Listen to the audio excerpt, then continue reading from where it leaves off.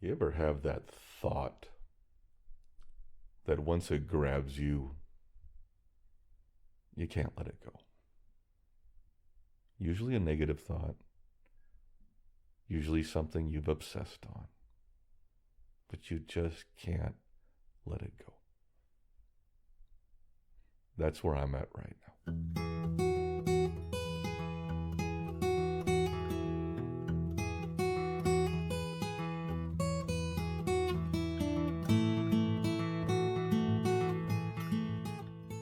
Hello everybody, this is D and welcome to Uneven. It is now 3:45 a.m.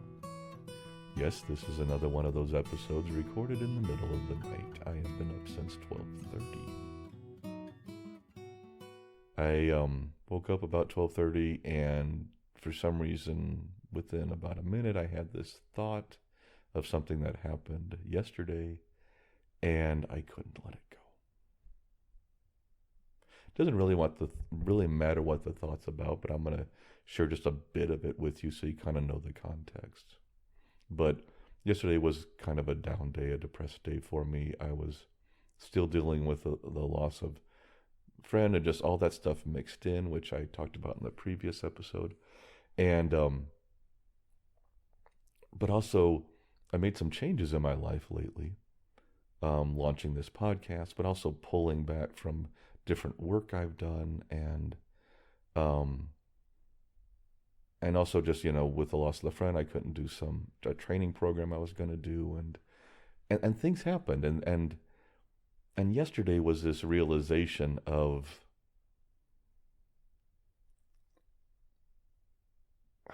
what moving on meant, what moving back to work on my channel and my podcasts and launching the new podcast and all that stuff, what that really means and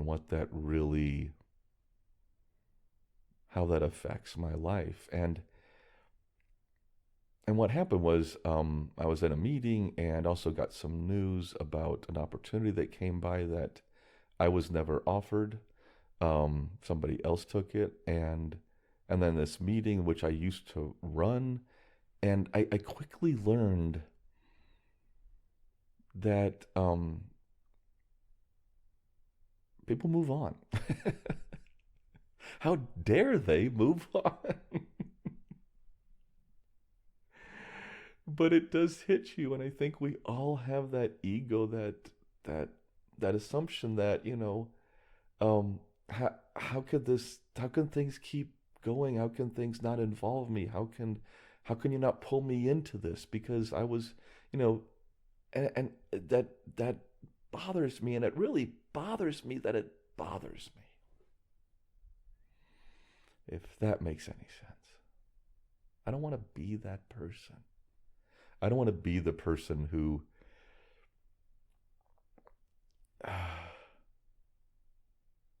is like that. I just don't. And yet I am. It's one of those flaws or failures that make me who I am. Those are parts of who I am, and it's there. But there's things that come through, and I wanted to be part of things, but I wanted to do this now, and so now I'm leaving there, and then I go back to this meeting, and suddenly I think I spoke up once in a meeting I used to run every month for 3 years straight. And suddenly, not even, I figured, they would at least reach out and say, oh, by the way, what did you think on this? Or do you have more information on this? And not once did that happen. Well, actually, I think once it happened towards the end. But it is interesting. I think we all do this. And there's two pieces here. One is we think we're far more important than we are. And I think that's something we have to understand and accept, that the world moves on without us. And I am as guilty of this as anybody, and that's why I'm talking about it. But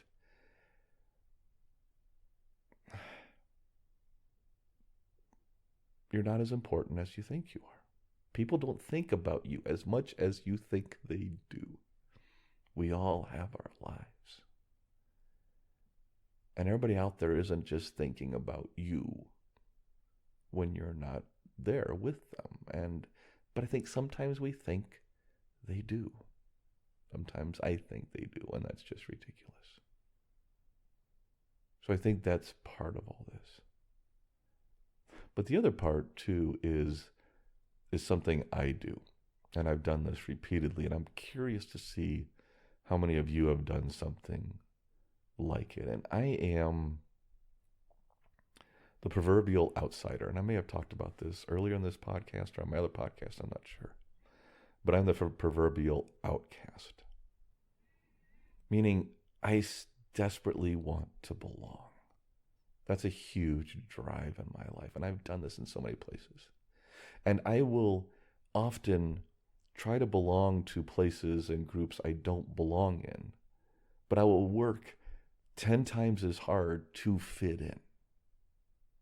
Especially in places where I don't quite fit in, I just work harder to prove to them that I belong there. Now, this has never worked. And yet, I still do it.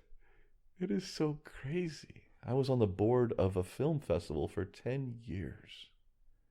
Worked my butt off, a lot of that, trying to develop educational programming for them and all that kind of stuff. I'm not going to say which one right now because I always was an outsider. I never fit in. I was never accepted. I wasn't part of this inner group that ran it. I so desperately wanted to be. But I wasn't part of that.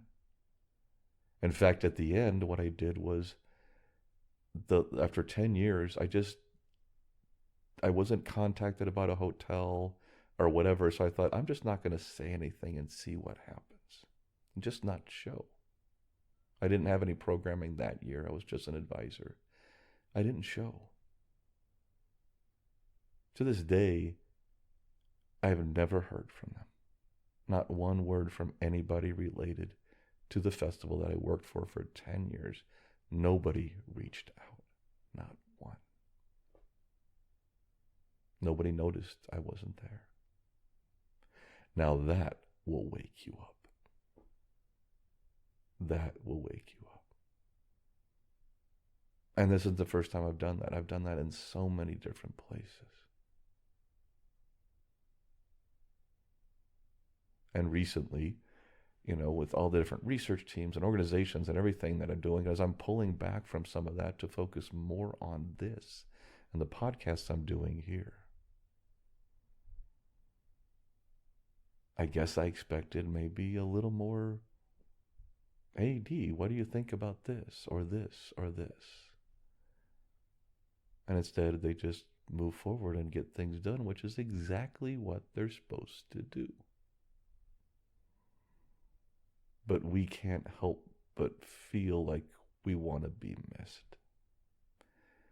And as part of that loss there's also, in my mind, a justification that it was the right thing to do, because I could have kept working for another 3 years or 6 years, and it still wouldn't have really been appreciated, I think. And that's okay. We all have our things. We all have our things to do. But no matter what, I was still that outsider struggling to fit in, to belong, to be accepted.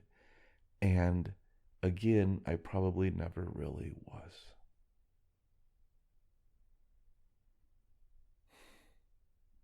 And I've done that a lot. And I think that's this desperate need of approval I have, this desperate need to fit, and this is me being honest about my own hiccups, failures, flaws, whatever you want to call them, or just personality. It doesn't have to be a flaw. This is just my personality.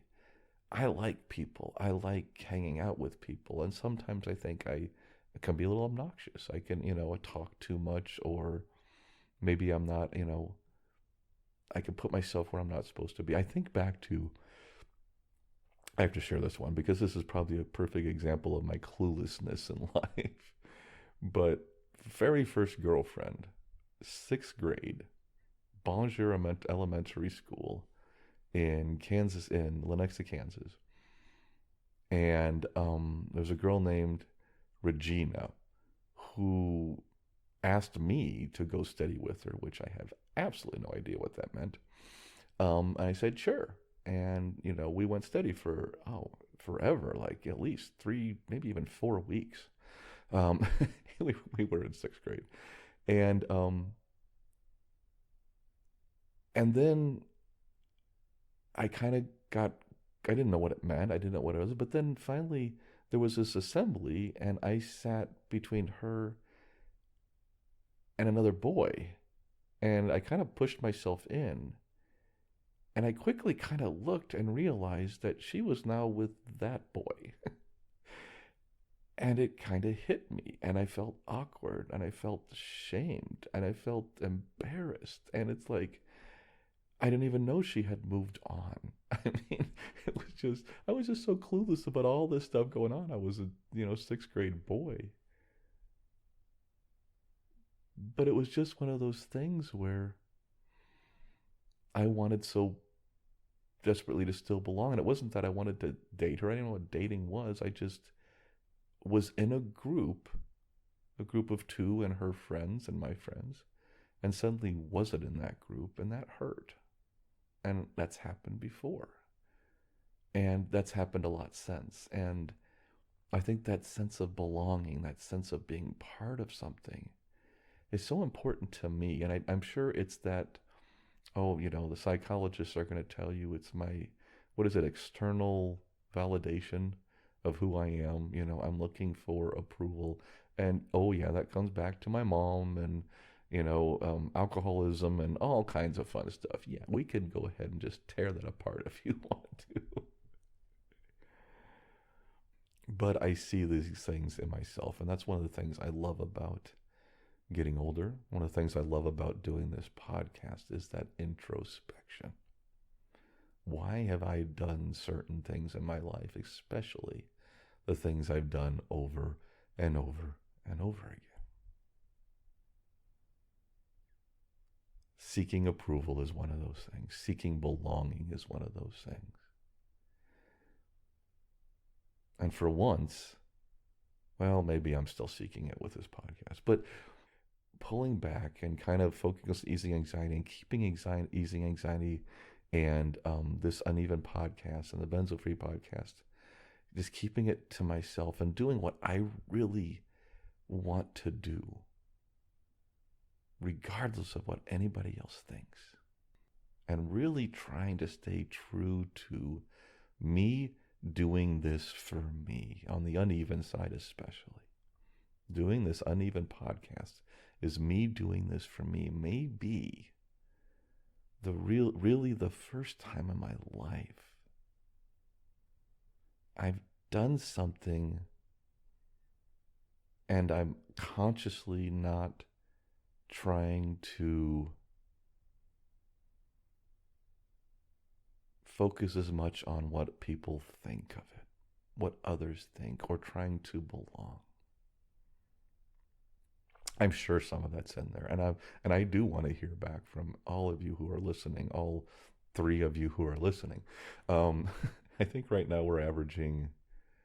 Yes, I looked it up. I couldn't help myself, but we're averaging like 40 downloads an episode. Now I launched 28 episodes already just suddenly over about a week and a half. So there's a lot out there to listen to, and it's brand new, and few people know about it. Only people that know really are people on easing anxiety and benzo free who I've told them about it. But it's going to start small, and I kind of love the fact that it's very small right now.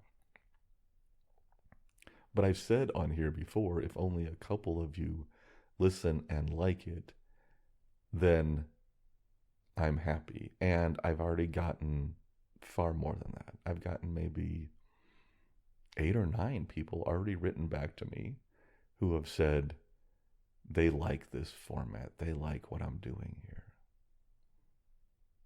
And that means a lot. So I know we're going to grow. I know I'm going to do some things to help promote what I'm doing here, and we're going to build the audience, but that's not my focus. I mean, my focus is you, because it's this conversation that I love. But it's about being the real me in this relationship, not doing things to cater to what I think you all might want. Instead, just being myself and hoping that attracts people who like me for who I am. That only took me 58 years to figure out. And I'm still got a long way to go.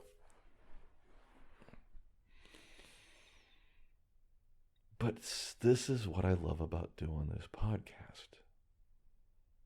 As I woke up and I've had this negative rumination thought and feeling like, again, I don't belong again, and all the pain that goes with that, I don't belong again, because, and that's a native human pain.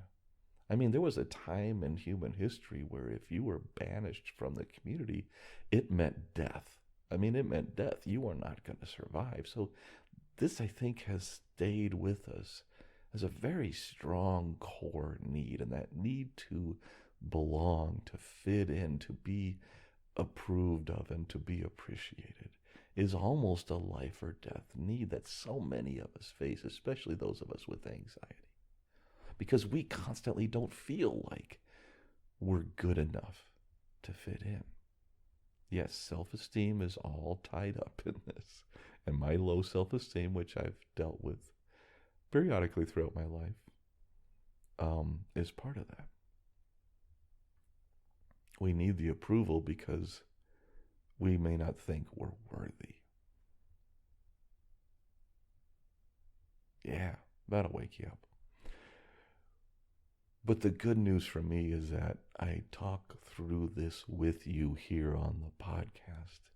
And as I am right now, I start to feel better. Maybe you're my counselor. Without, counselors don't say that much anyway when you go talk to them. Most of the time, they're just listening and, okay, yeah, and how did that make you feel? But maybe you're all my counselor. This is just my way of saying these things, but I don't want it to be all about me. It is right now. I know that in the prequel, it's going to be all about me and with the road trip and everything like that. But I do want to. In fact, I've already talked to one person. I'm not going to say who yet, but I already talked to one person about being a guest on here, a gal who's struggling with anxiety. And I want to start doing that. One of the things I really want to do here is start talking to you. And I'm going to talk about that in upcoming episodes. So we're going to get there. We're going to get there. But I'm going to wrap this one up. I might even record another one this morning. I don't know. Because this is what I do when I can't sleep. But see, I have turned not sleeping into something productive. I've recorded some podcasts, or a podcast, maybe a couple of them. That's a good thing. And I feel better about what just happened. It's still kind of there. And as I just thought about the thought that woke me up, I just cringed a little bit. Because it's still there and it still stings. But I do know with time, it's going to lessen and I'm going to move on. And that I also, at night in bed or early morning laying in bed is when I think the most negatively. And I need to remember that. And I think it's important for us to remember that if that's what you do too. And that it's distorted. Thoughts we have during this time, I think, are somewhat distorted. They can be very introspective and very, I think we can figure out a lot of things, but at the same point, I think the negativity kind of rules, especially when on a sleepless night. That's not sleepless. I actually got to bed about 9:30, so I got 3 hours in. So it wasn't sleepless. 3 hours is actually not bad on some of these nights for me. But on a night I'm dealing with some sleeplessness. So. Hey, this is Dee. Sorry for this brief interruption. I do need to remind everyone that this podcast is for informational purposes only and should never be considered medical, psychological, or professional health advice of any kind. If you or someone you know is dealing with significant mental health issues, please seek professional help. Resources can be found in our show notes and on our website at unevenpodcast.com. And now, back to the podcast. All right, I'm going to close this one out. But this one was basically focused on that ruminating thought that grabs us and hangs on, and also about that desperate need to belong. So I'm looking to move past that, and I'm looking to just be me and share things with you, even if it means it doesn't make you like me anymore. Sounds basic, but that's not easy to do. Not for me. All right, I'm going to let you go. I'll talk to you soon.